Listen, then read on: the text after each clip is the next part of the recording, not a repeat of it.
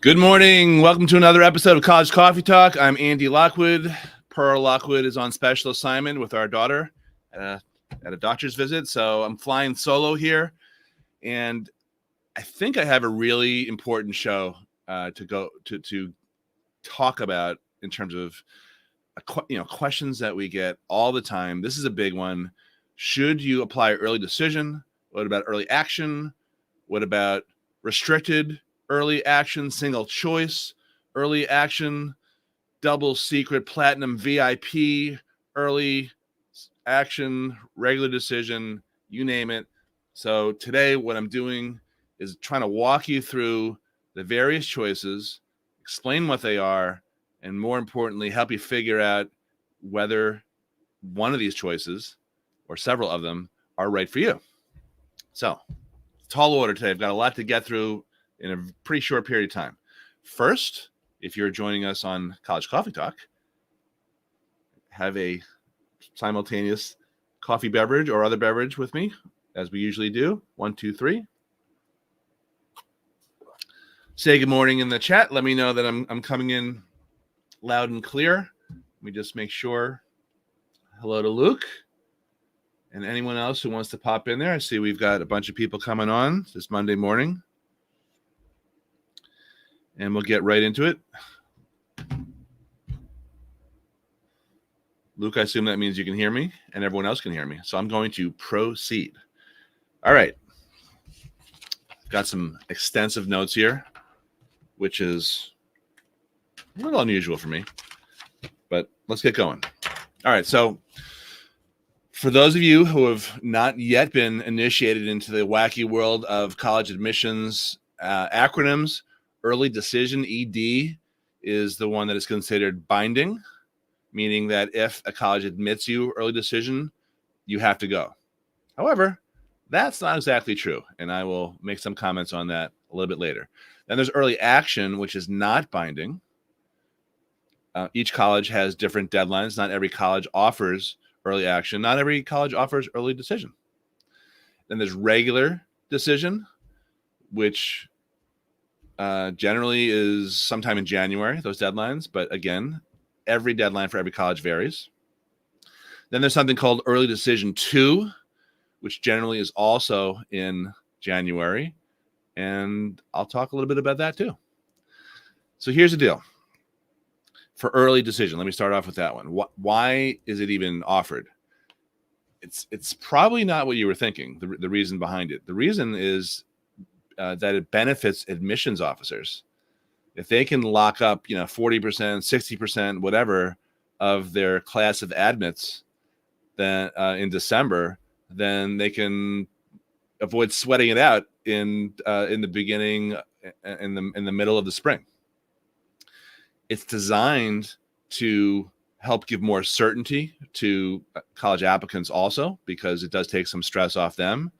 So a lot of early decision deadlines are November 1, November 7, November 15th. And generally, you're supposed to hear back about a month later, usually before December 15th. But again, deadlines and response times vary. So if you're thinking about, okay, I have a college I've been lusting after, I want to give it the best shot that I can possibly give it in terms of my application. I don't want to have any regrets. I get one early decision chit, you've one opportunity to apply early decision, then that's typically a reason why people will use that early decision option. I want to tell you a little bit more behind the scenes about early decision, though. Even if you're looking at the stats and you're thinking, wow, I have a much better shot at getting in, what you should understand is the story behind the statistics, which is that there's a lot of self-selectivity involved in these statistics. So, for example, a personal example, I was a recruited Division III athlete, played basketball, play slight artistic license, but I was on the basketball team. And when I went around to a few colleges my senior year with my dad, I met the coach at Wesleyan, where I ended up applying, and he told me something along the lines of, hey, I get 5 guys a year. Would you like to be one of them? And my response was, okay. So I applied early decision because for any coach to stick their neck out for you, or a professor's kid, or if you're a legacy somewhere, any type of special situation, generally those are early decision options, because someone, who's writing a letter, a trustee or something, or a basketball coach, they don't want to stick their neck out for you unless you're committed to going. If you applied regular decision and you got in and then you said, thanks, but no thanks, I'm not going to go, that would be very angering to anyone who vouched for you. So that special category, people who have a little bit of an edge in college admissions, that's a lot larger than you think. That might be up to 2/3 of the incoming class at most competitive colleges, according to one of the admissions officers from Duke University, who wrote a book a few years ago that I read and still remember. So it does help, but perhaps not as much as the raw statistics might indicate. So here's the dilemma. Let's say you've got a list of schools, and this is, I'm right in the thick of this right now as I record this October 7th. The dilemma is, if you have a school that you've been, trying to get into and obsessed with since you were in utero, and yet you still have about a 2% chance of getting in, versus another school that you really, really love and you'd be happy to go there, and a 50% chance of getting in, but that's not the school you've been dying to get into since you were in utero. Which way do you go? How do you use that early decision chit? Is it for the emotional reasons, or is it for the strategic reasons? I can't answer that for you. I tend to come down on the strategy side, because I don't think there's much of a difference in most colleges. I think there's far more similarities than differences. And I don't believe that if you go to a certain college, you're going to have more success in your life than another one. But I know that that puts me in the minority, and a lot of people watching this probably don't feel that way. But in terms of the dilemma, that's the best way I can simplify it. Do you go for the super duper long shot because you don't want to have any regrets as you look back on this process in 6 months or less? I don't know how old your kid is or whatever, but there's I don't want to have any regrets. I want to leave it all out on the playing field and give it my best shot, even if it's a crazy long shot, versus am I better off being strategic and deploying my early decision shot at a school that's easier to get into? One more comment on early decision in terms of benefits and costs. I get this question a lot too. If you apply early decision, does that decrease your chances of getting the best financial aid award that you would possibly ever receive? I think that is a very possible scenario. It does not happen every time. Some schools will give their highest and best offer if you apply early decision. But personally, over my 22 plus years doing this, I like to have other offers that are better from rival schools to be able to play off against the main offer, the one that we're trying to improve. And you can't do that if you apply early decision. So those are my comments on early decision. Let me talk to you right now about the binding myth of early decision. And I can pretty much guarantee you that you will not hear this from your high school, from your guidance counselor, from most other parents or other people who are so-called experts or self-proclaimed experts. But here's the deal. No one can force you to go to a certain college, period. Let's just start that way. So that's my first point. Number two, if your child signs an early decision agreement and they're not yet the age of majority, they lack the capacity to bind themselves contractually. So that's another reason why early decision can't be binding. The third reason is, if you actually look at the early decision agreement, it says in there, and I'm paraphrasing, if you apply early decision and we let you in, you are bound to come unless the financial aid offer is not adequate. So the way that we have interpreted that here, Pearl and I, in our firm, is to mean that everyone who's applying early decision, who wants to preserve that financial out, which I don't know why you wouldn't do that, should also apply for financial aid, even if they make $10 million a year and have $100 million in the bank. Because if your child gets in, that's great. You will not receive a financial aid offer other than loans. And then it's up to you whether or not you want to invoke that financial out, because there is no objective way to determine whether that financial aid offer is adequate or not. It's totally up to you. You are sole judge and jury. It is not some sort of standard set forth by the college or the Department of Education or the guy down at the deli or anyone else who's got an opinion on this stuff. Now, guidance counselors will never tell you this.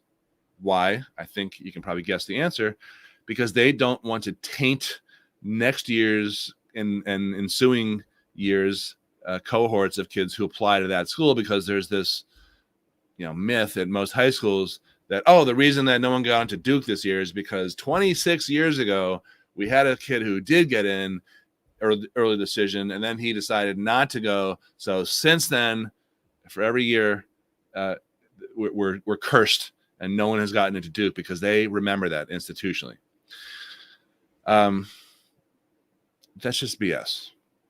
Okay. But even if it were true, that's not your problem. That's your school's problem. If you go to private school, that's their issue. If you go to a public school, that's the district's issue, but it's really false. That's fake news. It's fake lore, and I wouldn't worry about it. And I'm not an expert on ethics, for God's sakes. I'm a college advisor, right?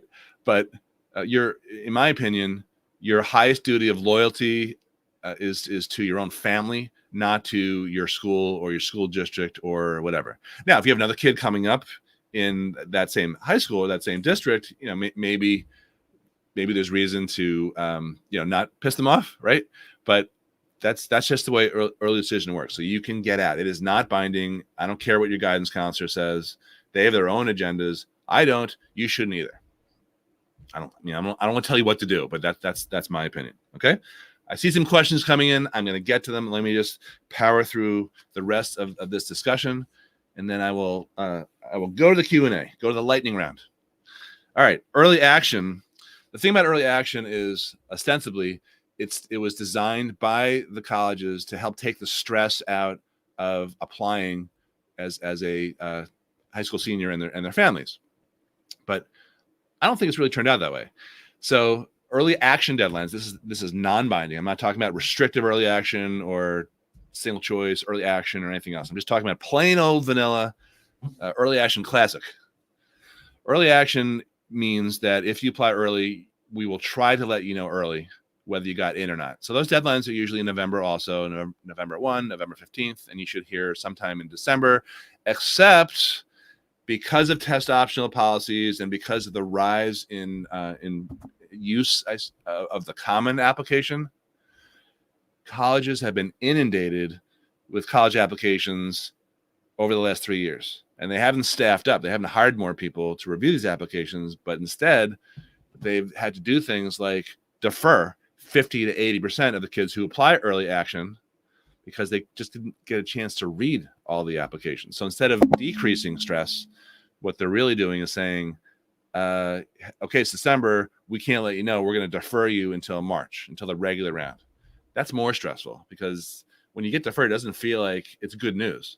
But it's not bad news, by the way, but it's not good news either. It's no news. It just means that they're deferring you to get a chance to read it or to see what else comes in.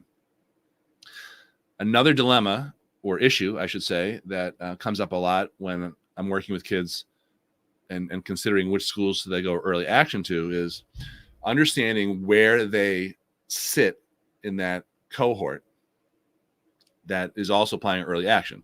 So generally, the kids who apply early action are the ones who do everything early. They're the top high achievers. But in terms of GPA or rigor or ACT or SAT scores, you are not in that top of the cohort. You may want to hold off applying early action because you don't necessarily need to throw yourself into that universe of super high achieving nerdy kids. You may want to wait until early decision. And now you may be wondering, well, is there a downside to doing that? My answer is there is no statistical evidence that I've ever seen, and I do look at these studies pretty much every year, that shows that your odds of getting in are better if you go early action compared to a regular decision. And I also don't really believe, for the same reasons, I haven't seen evidence of it, that if you apply early action, you have a better shot at getting merit aid or need-based aid. So there's no harm in not going early action. This time of year, I know several kids who are taking one last gasp 11th hour Hail Mary shot at the SAT or the ACT, and those results may or may not get to the early action colleges before their deadline. So in that case, what you have to be aware of is maybe that college will not accept any later submitted, post deadline submissions of the SAT or ACT. Some do, most do not. So that's another factor that goes into deciding A, should I apply early action or not, and B, if I should apply with my scores now versus hopefully an improved score in a few weeks. So you want to, if that's your scenario, you want to definitely check that out with an email to admissions to ask them whether they will consider SAT or ACT scores submitted post the early deadline. Most of them don't, but I was talking to a client this past weekend, and they're applying to a very competitive school, and the ACT is not quite where it needs to be. And I said, check this out. And the school replied, yeah, we will consider them after the fact. Even though the website said we may not consider post early action deadline submissions. So it's always worth checking that out. All right. Who is with us here?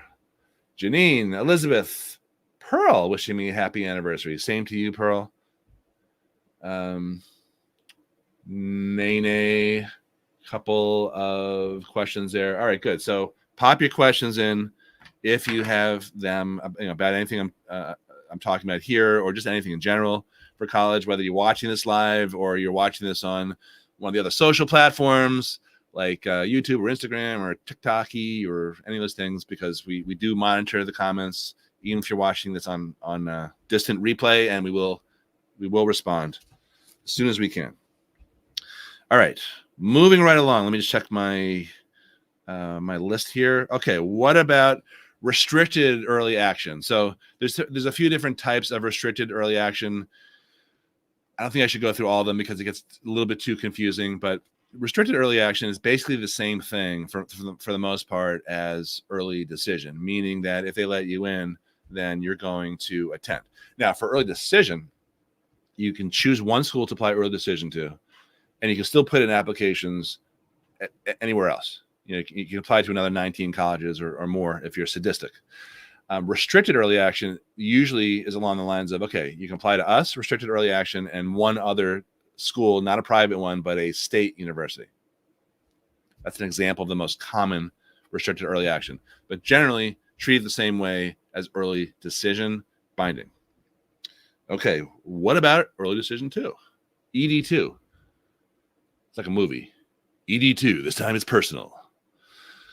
Early decision 2 is an answer, a clever answer, and a clever way to manipulate insecure kids. A prime example is Tulane University. Sorry if I'm offending anyone, but they're notorious for this.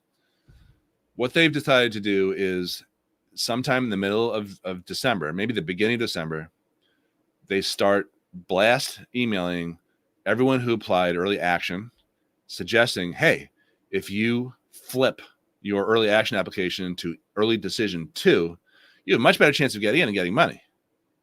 And they're doing this right around the time when kids start to hear about getting denied at their early decision 1 schools. So they're feeling vulnerable. They can't talk to their guidance counselors at their high schools because most of them are on school break at that point. So it's a little used car salesman-y, in my opinion, in terms of a tactic. But many schools offer early decision 2, and that's designed to pick up the kids who were denied from early decision 1 to encourage them to apply early decision 2. Does it help? I very rarely come across any type of evidence that early decision 2 helps more or less than early decision 1. I think early decision 1 is the most helpful.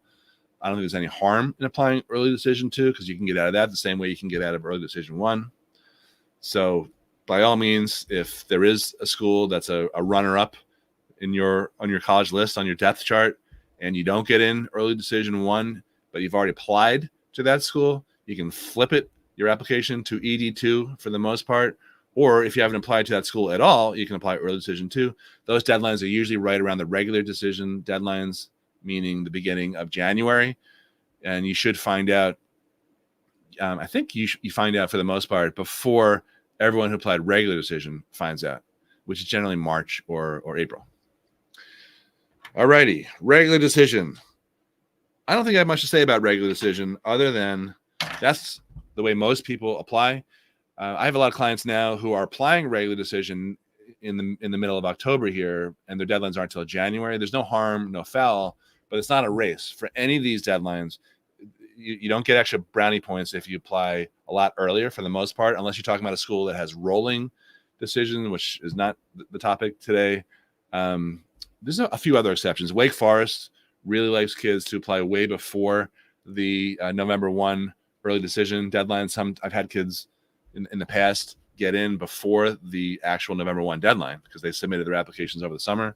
So that's just an anomaly, but think about that if you have someone who's interested in that college. But generally, I treat regular decision the same way as I treat early action. And that concludes today's mini lecture, and I'm going to the questions. Okay. And then we'll wrap up here. Okay. Good morning, Janine, Luke. Elizabeth asked about REA. Yes. Asked and answered, Elizabeth. No. If you get denied early decision and go back into the pool of applicants, are you less likely to be considered for regular decision? It actually doesn't work that way. If you're denied early decision, you're denied in perpetuity, at least for that year. You can reapply next year if you want to transfer or something, but that's it. You don't get if you get deferred, that's the scenario you're talking about. But denied, it's it. It's over. Game, set, match. All right, Nene, how long do you have? Am I pronouncing your name right? Nine, maybe. How long do you have to accept early decision? Do you have time to see if your regular decision choices to come back with possible acceptances or financial awards? You don't. So the typical timeline is you hear back whether you're admitted in the middle of December by the 15th, and they usually give you 2 weeks or so or 4 weeks to commit to decide whether or not you're going there, to inform them. And then that's it. Most of the other applications that you submitted, even if they were submitted in October, you won't find out until, usually somewhere around February, March, sometimes even April. So, but you can still invoke that financial aid. We've had kids do that over the years, even after the fact, even after they said yes to early decision. And I know that's going to sound controversial to somebody watching this, but I swear to God, it's true. I swear on the love of my life, Pearl, and our anniversary, our 29th anniversary, that is true. I'm giving you the truth. The whole truth, nothing but the truth. Elizabeth, I hate to ask you to repeat. Well, I love repeating, so we're aligned here. But not so many questions here. Can you repeat about the REA? I did not think it was anything like early decision. Yeah, it basically is. You have to look at the actual terms, but for the most part, REA can be a lot like early decision. The description seems to me that you can't apply anywhere else ED. No, that's not true. You can apply anywhere you want, another 19 colleges, early decision. But if you get in, they say it's binding, and I've discussed that already ad nauseum. Description seems to mean that you can't apply anywhere else ED, but you can apply to place early action or even REA. Please help me understand. Yeah, if you apply ED, you can submit another bunch of applications. If you apply restricted early action, you probably can't do that. Okay. Dear Lord, that's funny. Daniel the Swaddler Ticcio, I thought you would have liked Colombian brew rather than French roast. False. I'm going with Duncan today because Pearl's not with me. Do we have any other questions? I mean, after that question, I don't know where we go from there, but last call for questions. I hope this clears up a lot of the confusion and urban legend and fake news about early decision, early action, restricted early action, single choice REA, all that type of stuff. it's kind of hard to find this information out there. And like I said, I think a lot of guidance counselors or school counselors, not only at public high schools, but private high schools, I think they get this wrong. I think sometimes they get it wrong on purpose. I don't think that happens all the time, but I know you're not going to hear this from whoever is telling you about this stuff at high school. All right, Claire, you get last question here. How do you switch from EA to ED2? Aren't you already being evaluated for EA before the ED2 deadline? You will not hear back for your early action decision until after the ED1 deadlines come out. And what I said before was a lot of the Tulane, a lot of those colleges start bombarding you with this, with these offers, quote unquote, to flip your application in the beginning of December. And you wouldn't do that if you hadn't heard back from your early decision one school, but that's when they start doing it. And then December 13th, that's your option. You got to do it now. It's this high pressure situation. So for the most part, they will pressure you to flip before you hear back from ED1, but you won't hear back from your early action schools before that pressure comes in. And like I said, most of the EA actions, you don't hear back in December for most of them at most schools. We'll see what happens this year. It could be a totally different ballgame, but I don't think so. I think this year there's going to be more deferrals from EA, just like last year. Maybe not as many, but I think there's going to be mostly deferrals from EA. All right. Thanks for watching. Love doing these shows. Pearl will be back next week, I think. I have a lot of travel plans this month, but it's always a pleasure to be here. And like I said before, wherever you are watching or listening to this, whether it's on the podcast, the College Admissions Edge, or any of the other platforms, if you have questions, you want to reach out to us about anything college admissions or scholarship or financial aid related, just pop your comments in and we will do our best to respond. Have a great week. Thanks for being with us this morning. Bye-bye.